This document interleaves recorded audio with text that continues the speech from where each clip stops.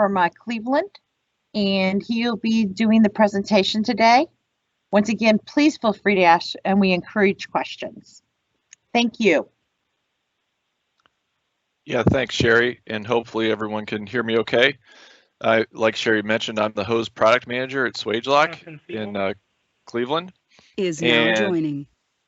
Yeah, like Sherry also said, please feel free to use the chat function at any time to ask questions. We'll stop occasionally during this webinar to answer questions, and then we'll also, of course, answer questions at the end.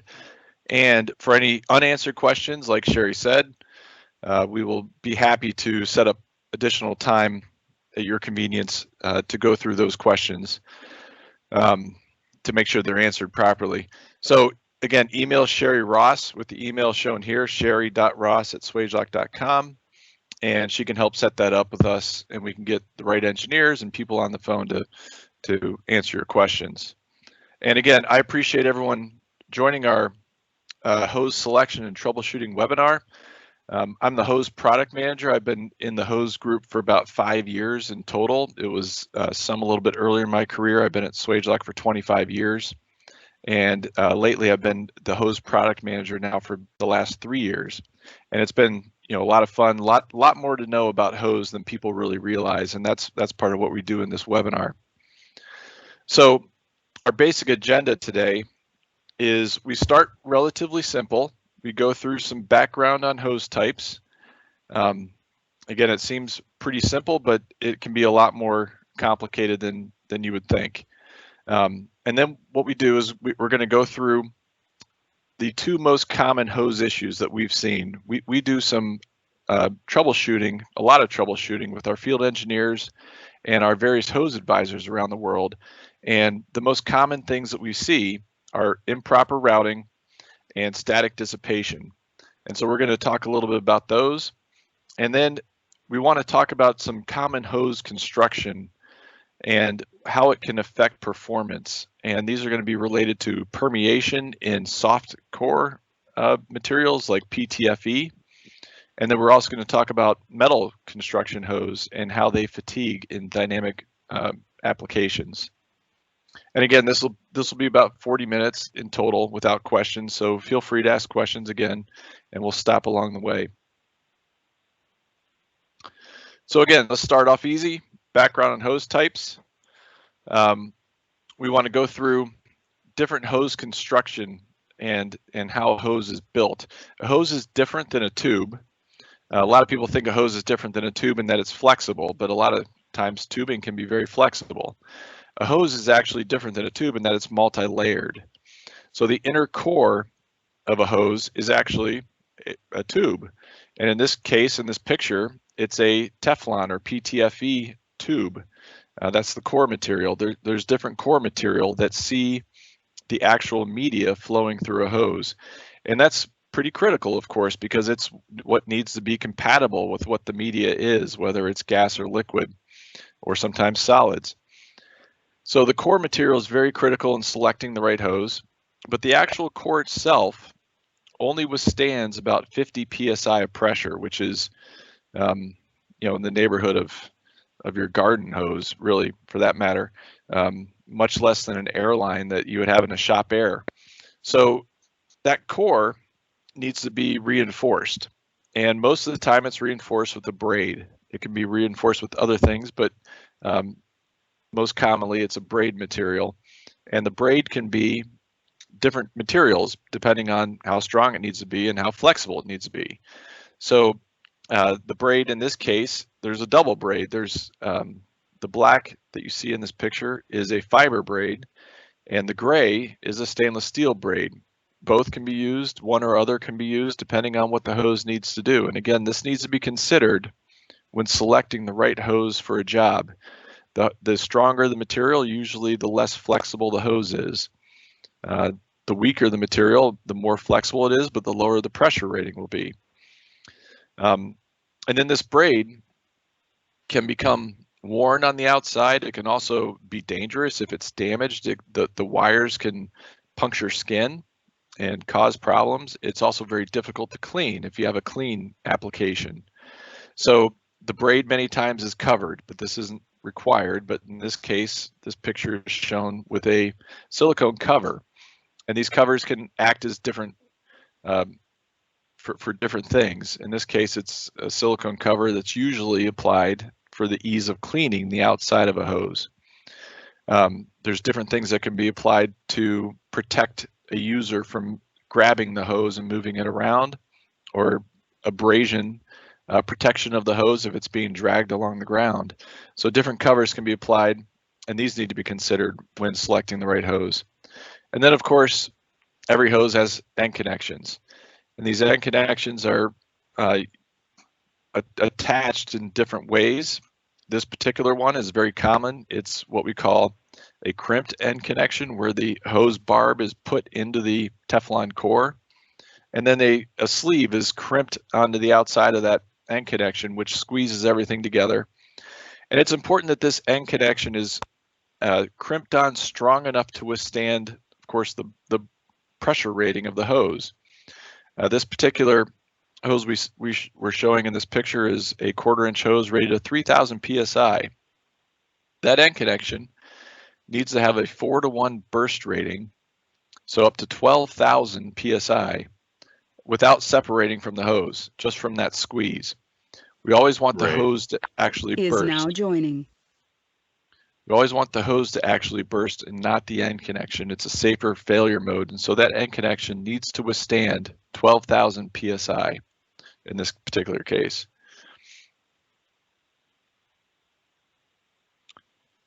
So that was only one example. There's basically, in this case, 4 different types of hoses that we're going to talk about. The one we showed on the previous page was the second one on the line, fluoropolymer or PTFE or is now Teflon, exiting.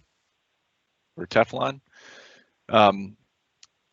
The top one on this list is a metal hose. So this actual core of this hose is a metal tube that we take and we convolute it to give it flexibility. If you could imagine a very thin metal tube and you tried to bend it, it would kink very, very quickly. So the convolutions on that hose are needed in order to make it flexible. The end connection, of course, in this case is not crimped. We put a sleeve around it and an end connection on top, and we weld it all together. So it's a welded fit. It's very strong, and it withstands very high temperatures, very high pressures. We talked about the fluoropolymer one. And then a thermoplastic or nylon hose is used a lot of times because of its durability. It can withstand high pressure impulses, very soft materials in this, so it doesn't break. You can imagine harder materials like metal that would break very easily in high impulse impulse applications. If you imagine bending a paper clip back and forth, it will break very quickly. A thermoplastic hose, being made of all soft materials, will last much longer. And then lastly, a rubber hose, which is also very soft materials, nylon braids and things like that, so that it can withstand even more rugged environments. You can bend this and kink it and run it over with a tow truck, and in general it will withstand that kind of abuse very well, but it doesn't withstand the same amount of pressures. So when selecting the right hose for an application, it's always very important to take these things into consideration, because a very good hose could last a very short amount of time in the wrong application, and that's what this chart here is trying to show. Different hose materials are better for different applications, and so what we're saying here is a metal core hose is very good for high temperatures, it's very good for pressures, but it does not perform well in pressure impulse. Pressure spikes will break a metal hose very, very much quicker than a thermoplastic hose. At the same time, things like permeation, which we'll talk about a little bit later, a metal hose will not permeate at all, will not allow gas to permeate through the hose at all, where a thermoplastic or a rubber hose or a PTFE hose will. So different things play into how a hose will perform in an application. We've seen many times customers use a high-priced and high-quality hose in the wrong application, and it's simply the wrong hose for that job. and we can apply a different hose to that application and get far longer the life, 10 times, 20 times the life of a different hose, just because it's the right hose for the application. So this is, just intended to be basically a cheat sheet. All of our hose advisors, Swagelok, Indiana, Cincinnati, have this material. If you have a hose that's causing you trouble, always start with looking at whether or not it's the right hose for the job, right hose construction for the job, because many times it won't be. Too many times we see a user of our hoses simply put in, reinstall the same hose for a continually failing hose, and it's just the wrong hose for the job. We're selecting a different type of hose usually does the trick. Some examples of that.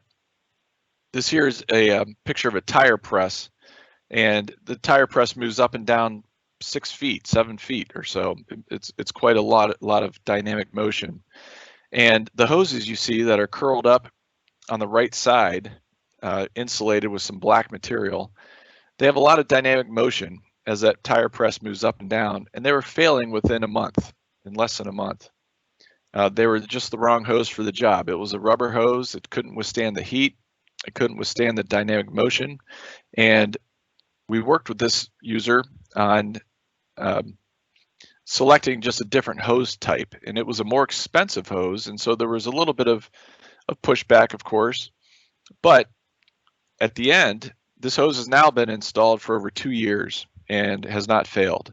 So the slight increase in price in this case obviously is paid for itself, and the downtime is gone. The danger, the safety issues of having a burst hose these are steam lines, high temperature steam in an operator's environment is gone, and the whole plant is just running much smoother. And along those lines, we always say that a hose is very, very similar to a tire on a car. No one will go out and buy a car and expect the tires to be maintenance free and never need to be replaced or rotated, whatever it might be. A hose is very similar. A hose is the tire on a fluid system. It needs to have a preventative maintenance program. It needs to be planned to be replaced. They don't last forever, and they can be a very dangerous item because they're handled often, they're moved often, and they're usually a wear item that will eventually fail. It can be costly to have hoses go down because it's unplanned downtime. It can also be very dangerous. So every hose needs to have a preventative maintenance program associated with it. And I'm very shocked how rarely that's the case. It's very, very often that users of our hoses do not have any preventative maintenance program. They just wear them out until they fail and hope that it didn't cause any real damage. So I strongly encourage everyone to have a preventative maintenance program for hoses. These aren't just garden hoses, right? That wear out and you go out and buy a new garden hose and put it back in. They usually have something dangerous or high pressure or hot running through the hose, and it can be a big issue. And then lastly, hoses are the most commonly handled component in a fluid system. Every once in a while someone goes and turns a valve on and off. Fitting and tubing aren't really handled very often, but a hose is connected and disconnected very commonly in many applications. And because of that, they can be another safety issue with the handling of hoses. In this particular picture in the bottom, this person was using a hose for a steam application and didn't realize it had 200 degrees Celsius, 400 degrees Fahrenheit steam running through it, and went and rubbed against it and got what we call a steam tattoo. He basically burned his arm rubbing against the hose. And so always consider the different safety features with the hose. And for this reason, all hose companies really offer their hoses with a lot of accessories that you can apply to a hose to make it more safe to handle.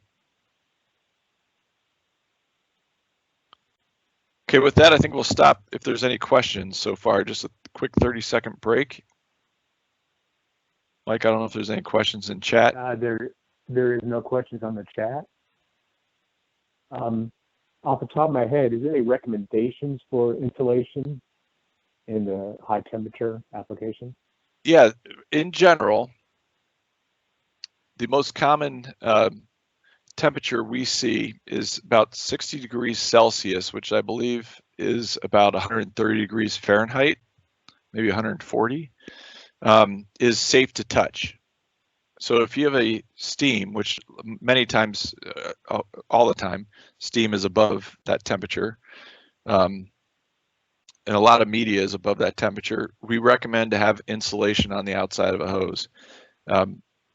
We do offer insulation as standard, different companies do, but there's also different insulation material you can apply that you can find at local hardware stores, whatever it might be. But when it's above about 140 degrees Fahrenheit, we recommend insulation to be installed. Okay. And we do have a question from the audience. What type of hose is typically used in a high vibration area? Example, around a pump. Yeah, very good. So vibration, we would say, is very similar, has a very similar effect on hoses that pressure impulse does. It's a very similar effect. It's different reasons, but similar effect. So the best hose for a vibration application is a thermoplastic or nylon hose. The worst would be a metal hose. Now that can't always be applied, and that brings up a great example. If you have an application where you have vibration, but you can't have permeation, which is the flow of gas through a hose, which thermoplastic hoses will permeate. You have to have a trade-off, which one is better or worse, and that's why, again, hoses will eventually fail. But vibration is similar, again, to pressure impulse.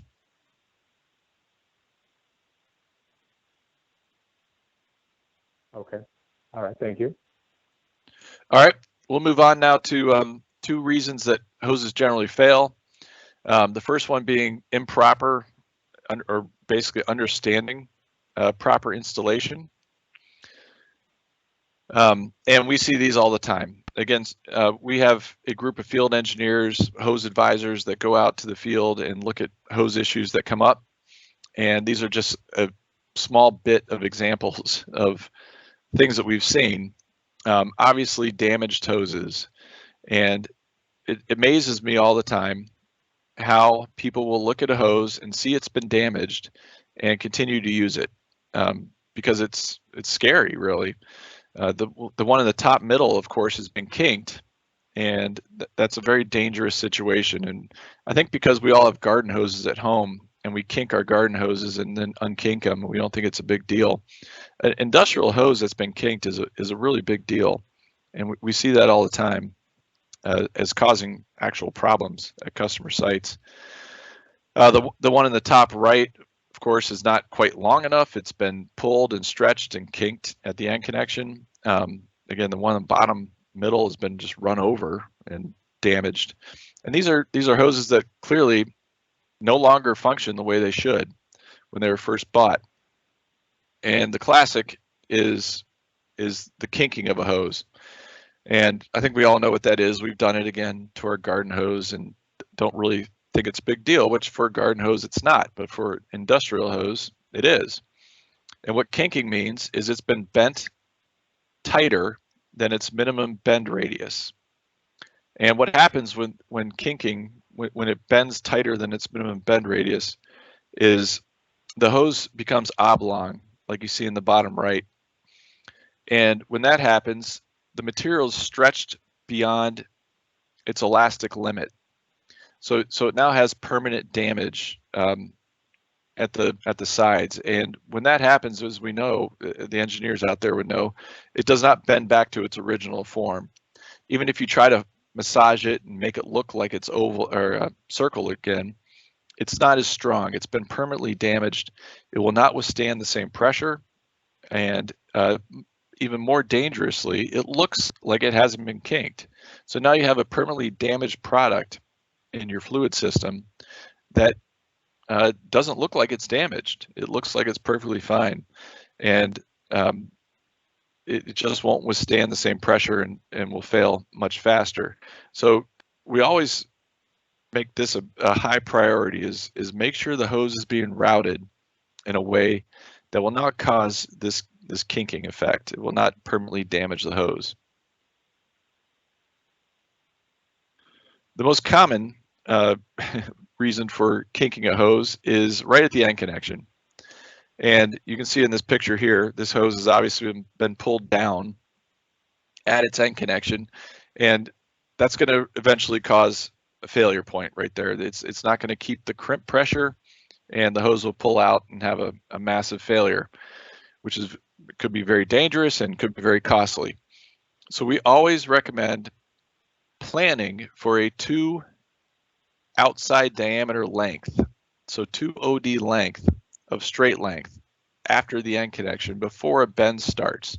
Now a hose is going to kind of bend where it's going to bend, and we understand that, but if you plan for that length, the hose will be stress-free at the end connection, and that's really what's important. We don't want to put stress on the crimp. We don't want to put stress on the metal material on the outside. We don't want it to cause any bending of the core tube and cause a kink and permanent deformation.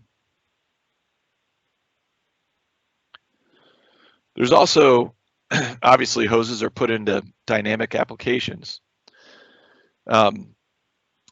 That's what they're used for instead of tubing most times.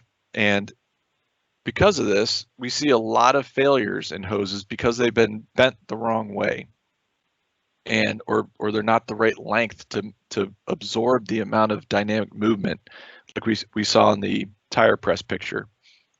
For this reason, a group called NAHAD, which is a industry group for the design of hoses, developed a series of calculations, and the intent of this is not to teach these calculations, but it's to let everyone know that they exist. And our field engineers and our hose advisors are all trained on these to help determine the right length of a hose for a dynamic application. But we see very, very commonly a hose is selected. It might be the right hose for the application, but it's not the right length. And it's put into place and it looks like it is, and then the tire press moves, and the tire press moves farther than what was anticipated, and the hose bends or breaks because of the dynamic motion. So always make sure that you take these equations into account. And again, we can help with that. They're also posted on the NAHAD, NAHAD website. You can check those out and try to do them yourself. It's fine. They're not that complicated. And but the point is, make sure you take into account the full motion the hose will see when you select the right length. And sometimes it's a lot more than you would think.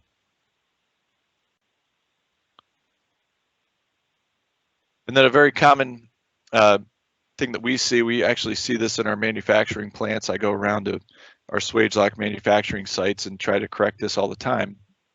But a hose is installed, so the actual weight of the hose is doing damage on the hose itself, which you see on the pictures on the right and the left.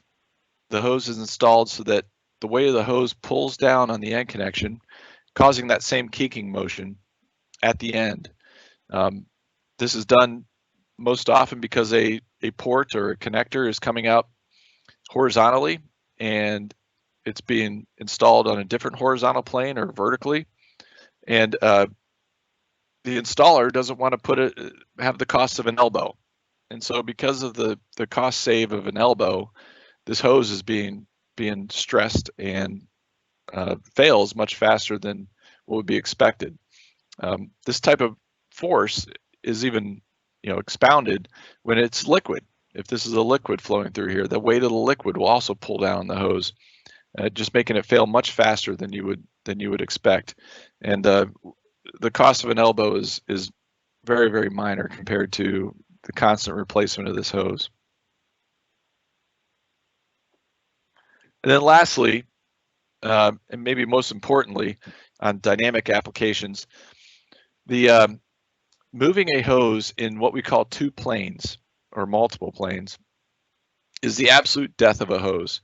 And what I mean by this is if you take the hose on the right, where it's coming out vertically from the floor or whatever, and it goes in horizontally in another plane, another application, another spot, and that is moving back and forth, you can't take that hose and put it flat on a table. It won't lay flat the way it's bent. That is putting a lot of twist on the end connections. It's putting a lot of torque into the core tube, and this hose will die extremely quickly. It's the fastest death that we've ever seen of any hoses. Putting in a different connection point, like you see on the left, with a static hose, or it could be tubing, that hose is now bending in what we call one plane. You can lay that hose flat on a table the way it is moving. This hose will last hundreds of times longer than the hose on the right. Torquing a hose in general is the fastest way to kill a hose than anything else. It will do it faster than overpressurization, over temperature, anything else. Torquing a hose is the worst thing you can do to a hose. And that's what you do when you bend a hose in multiple planes in a dynamic application.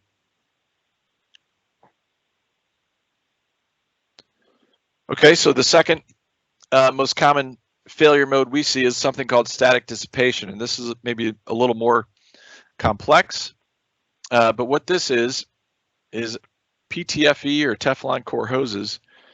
What we see is a pinhole leak that happens very commonly. We get this back all the time, and what these pictures are small spark points that happen through a Teflon Core hose, and it causes a pinhole leak.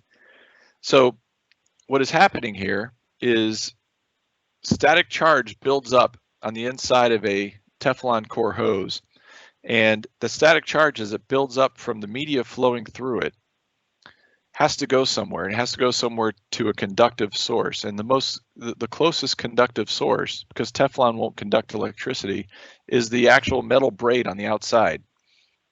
When that happens, it's very similar to shuffling your feet across the carpet and reaching for the light switch. You get a shock. When that shock happens in a Teflon Core hose, it has a lightning bolt shoot through the core, creating a hole, and that's now a leaky hose. Different media have more likelihood of this happening. So a lot of these are hydrocarbons, which are very common applications for hose. Also, steam is on this list. The list goes on larger than this, but these media have a very high likelihood of depositing electrons on the inner core of a Teflon hose. And as that deposit becomes higher, that charge has to go somewhere. Different things also affect this, like humidity, right? In the winter, when it's very low humidity and you shuffle your feet, you're going to have a high likelihood of shocking your finger on the light switch.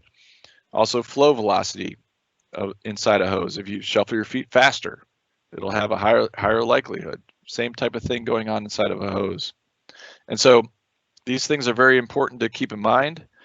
If you're selecting a Teflon hose, always keep in mind whether or not you're going to have likelihood of static dissipation problems.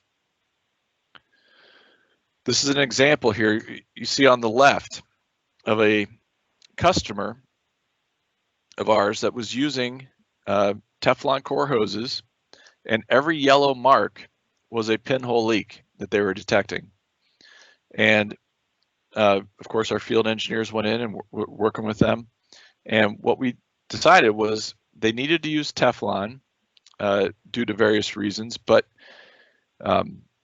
they needed to also dissipate the static that was building up on the inside of the Teflon. The way we do this is by infusing the Teflon core with carbon. Carbon is conductive and will allow for a low amount of static discharge to happen inside of the core tube, so that this spark doesn't jump through to the metal braid. So on the picture on the right, what you see there is Teflon Core hoses that have been infused with carbon, and it turns the core black. That's why the core is black. And that allows low amounts of static electron buildup to flow through the hose to the end connection without creating a spark. This completely solves that static buildup issue. Now, in some cases, we've had the question of, does this make the hose conductive? Is it considered a conduction wire, or a grounding wire for that matter, for the hose? And some users of hoses care about this, some don't. So if you don't, then bear with me for a minute, I suppose. But the answer is no.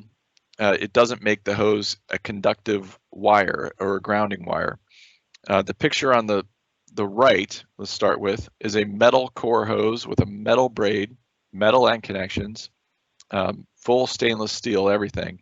And we applied a voltage across the hose and measured the resistance, measured the amps, and what we got was this hose had 0.4 ohms of resistance.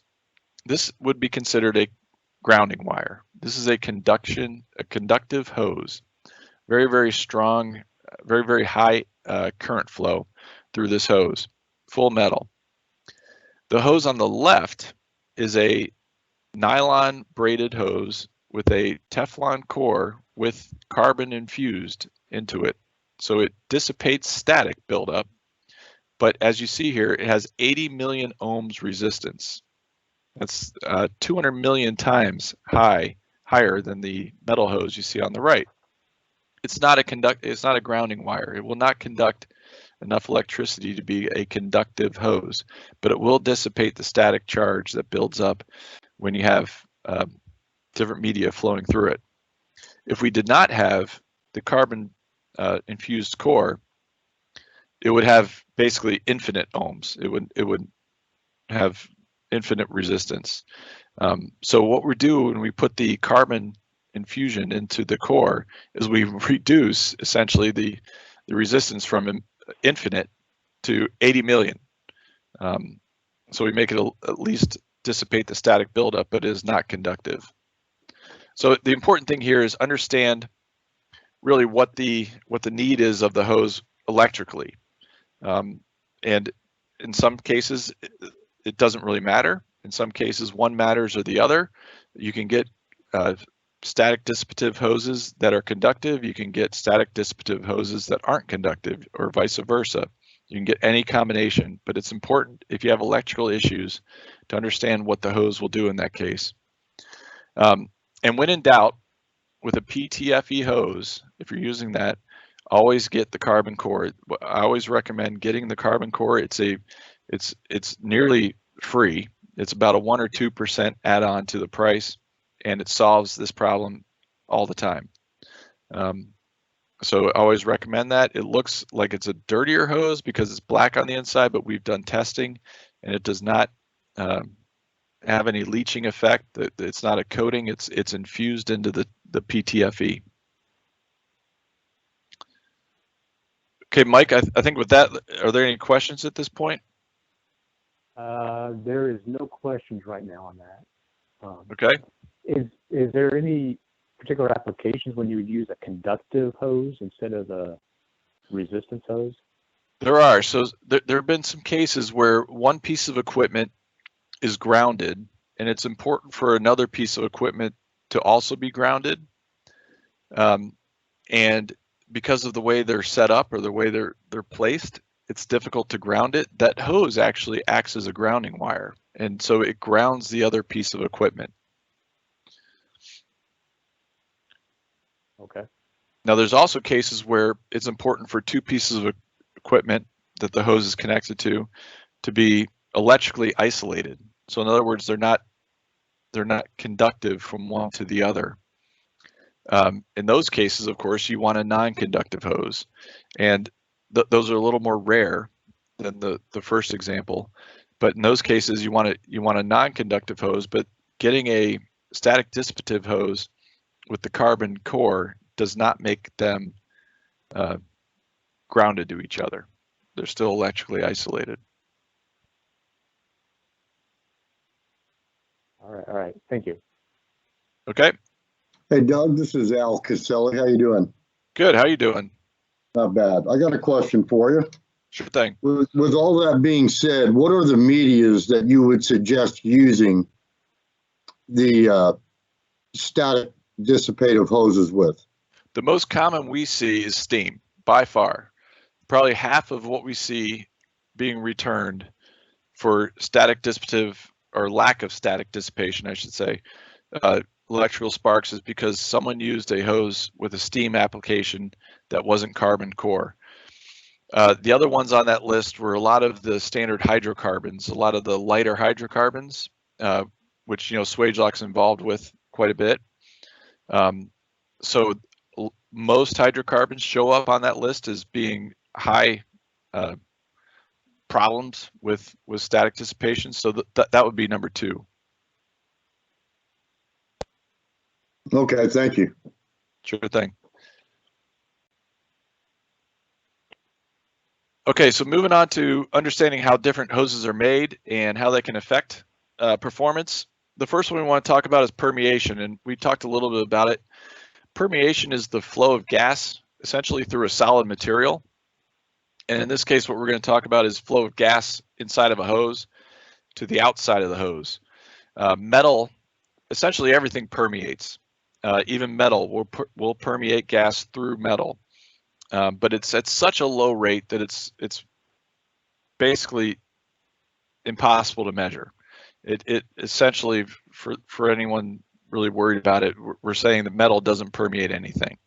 But Teflon will permeate. And when you have a Teflon core hose that's 30 thousandths thick, 40 thousandths thick, whatever it might be, it will permeate gas through it. And it can become a concern. It can be a concern for 2 reasons. One is the gas that's permeating out of the hose can be expensive. It can be a calibration gas for an analyzer or whatever it might be. It can be expensive gas. It can also be dangerous gas. It can be toxic or explosive, or in a confined area, it can be an asphyxiation problem. So you need to make sure that you understand the permeation requirements of your hose. The smaller the molecule, like helium and hydrogen, of course, will permeate faster. Larger molecules permeate much slower. And the analogy I use, I think everyone probably understands it, but the analogy I use is permeation is like pouring spaghetti sauce on top of spaghetti. You can't see the plate underneath the spaghetti, but the spaghetti sauce will eventually reach the plate, right? That's permeation through a hose. We've done a lot of studying of this. This has been a high focus for us, and we understand a lot of these factors. The top 2 are pretty straightforward. The higher the surface area, the higher the pressure, the higher the permeation. And we know they're perfectly linear. So if you have a 2-foot hose versus a 1-foot hose, you essentially doubled the surface area. In that case, you're going to double the permeation rate. If you have a 2,000 PSI hose or you have a 1,000 PSI hose, you exactly double the permeation rate by doubling the pressure. Temperature also, as temperature goes up, molecules move faster, they permeate faster. But this is in relative to absolute temperature. And in Celsius anyways, 0 degrees Celsius is 273 degrees Kelvin. That's the absolute temperature. So moving up in temperature probably has a lower effect, just because on the absolute scale it's not as big. Relative to wall thickness, and this I'm talking about the PTFE core wall thickness. There's different hoses with different wall thicknesses, and as that gets larger, the permeation rate goes down by a square root function. But the last one on this list is the one we're really studying the most, and that's what we're calling sintering method. And what sintering means is essentially baking. What we're doing here is taking the PTFE core and we're baking it. And when you bake the PTFE core, it tightens the bonds. It pulls the PTFE, the Teflon, together and makes the holes between the molecules smaller and makes the permeation rate much smaller. And this is just a little picture of our permeation tester, but what we've done is a lot of evaluation of of different sintering methods and how they impact the permeation rates. And the reason we're doing this is because different sintering methods cost a different amount to do. We want to make sure we're doing the right thing, essentially.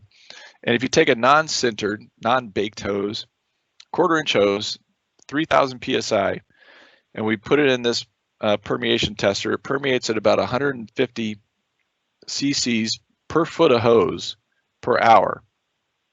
So in about 7 hours, you would permeate a liter. And in 56 hours, you'd permeate a gallon of gas. So it's a decent amount in just a 1 foot hose, 1 foot 1/4-inch hose. You would permeate a gallon in a little over 2 days. If you take that same hose and put it through what we call a slow sintering process. So it's a slow sintered hose now. And what a slow sintering process is if you imagine a pizza oven where you put a pizza in on one side at things like Donato's or whatever, and it slides through, it moves through a conveyor belt, and it comes out the other side of the oven baked. That's a slow sintered hose. It goes through a baking oven where it moves through, and it tightens the bonds. That same hose permeates now at 20 cc's per foot per hour. So it improves the permeation by 7.5 times. If we take that hose, the original non-sintered hose, and we put it in an oven like baking a cake, like we have in our houses, and just let it sit there for an hour, that's called a post-sintering process. And it tightens it even further. It's a more aggressive baking process. It now will only permeate 4 cc's per foot per hour. So we took the hose that was permeating at 150 and we dropped it by almost 40 times down to 4 cc's per foot per hour of hose. And so it really improves the performance. So the message here is understand if you have a PTFE core hose, which you probably do somewhere, and you're using it on gas, understand how important permeation is. These are those same numbers shown graphically. So the non-sintered hose in blue, you can see is permeating at 150 at 3,000 psi, and the post-sintered hose, again, it's a slower process, costs a little more to do, so it's not always the right answer. But in the case where permeation matters, it is a drastic improvement. It will not perform the same. Not all PTFE hoses are the same. And it's very important to understand how important permeation is when selecting a PTFE hose for a gas application. So again, summarize that. A post-sintered hose will maximize the performance, but be the most costly at the same time. A slow sintered hose will have a significant improvement and be kind of in the middle in cost. Understand, but when selecting between these, you need to understand how important is it? Is it just air running through the hose? It probably doesn't matter if air permeates, I would imagine. But in a lot of cases, it's critical to understand how much permeation is going to matter cost-wise or safety-wise. And it's always ask how that hose is made. Is it slow sintered, post sintered, or is it not even sintered, which would be the worst? So, quick question: is Yep. that sintering, is that standard option? And if this is in the catalog, I apologize. No, it's okay. We are actually going through and adding our sintering method to the catalog now. We did not have it in our catalog because people just didn't understand what it meant, to be quite honest. Now that we're doing a little more training on it, we are going to add that to our catalog. Swagelok's products, if you're interested, we have one product that's post-sintered, and that's our T series, BHTs and MBHTs and T series that we all consider one product. That's post-sintered. All of our other Teflon products are slow sintered. We have no products that are not sintered. Okay. But if looking at a different supplier, it's always important also to understand how theirs are made as well, of course. All right, interesting. Thank you. Okay. So our last topic for the day, before we hand it off for more questions, is understanding metal hose. This we brought up at the beginning. Metal hoses, of course, have a convoluted metal core. And the way these are made is we start with a flat strip about 0.008 of an inch thick on average, depending on the diameter. But really, that's only about 2 pieces of paper, so it's extraordinarily thin, and that gives it the flexibility. And this strip is welded, rolled, and then welded. And so it's basically what you have in the middle step there is a very long seam welded tube, about 0.008 thick. Obviously not flexible. It would kink very fast, break very fast. So it needs to go through what we call a corrugation process, and that puts the bends in it. You see on the right, and it makes it flexible now. It doesn't withstand much pressure, but at least now it's flexible. And this corrugation process, similar to the sintering process we just talked about, this corrugation process can greatly impact how the hose is going to perform. The most common, by far, almost without exception, is what we call mechanical forming, or roll forming is another term used for it, where rollers move around the outside of this thin tube, forcing, and the rollers are in the form of the convolutions. The rollers push themselves into the tube, forming the convolutions. And it's very fast to do. It's relatively easy, and what you get is the tube you see in the middle. And the first thing I want to point out with this is you can see the seam weld. It starts on the left side on the bottom, and it rotates around to the top.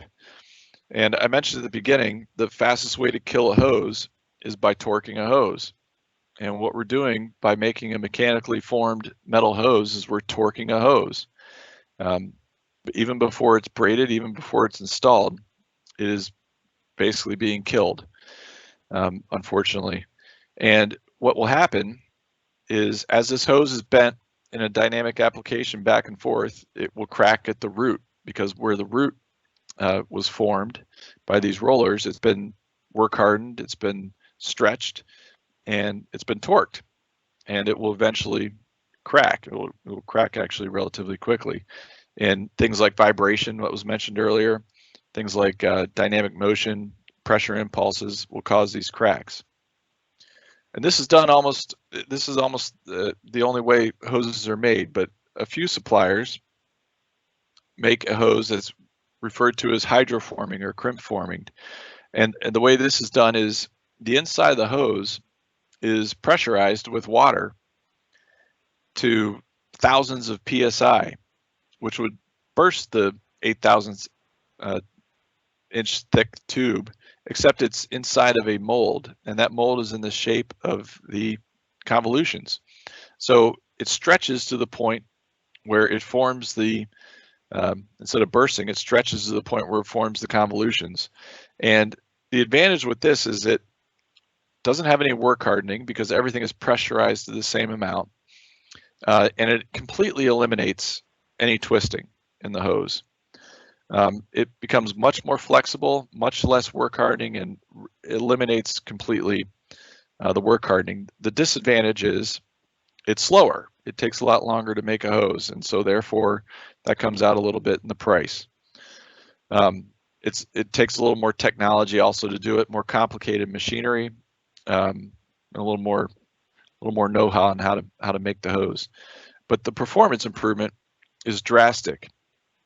And what we've seen here in the bottom bullet there is, in dynamic applications, hydroformed hoses will last 10 times or more, we're actually learning now, than a mechanical rolled hose. So again, there is no one right answer, because hydroforming hoses come at a price, but they will last far longer. And similar to understanding the needs of permeation with a PTFE hose, it's always critical to understand the dynamic motion needs of a metal core hose. If a hose is not going to move at all in the application, then mechanically forming is probably okay. If a hose is going to be moved and handled and maybe see vibration, then mechanical formed hose will fail very, very quickly, and a hydroformed hose is always recommended. So again, always know how the hose is made when selecting a metal core hose as well.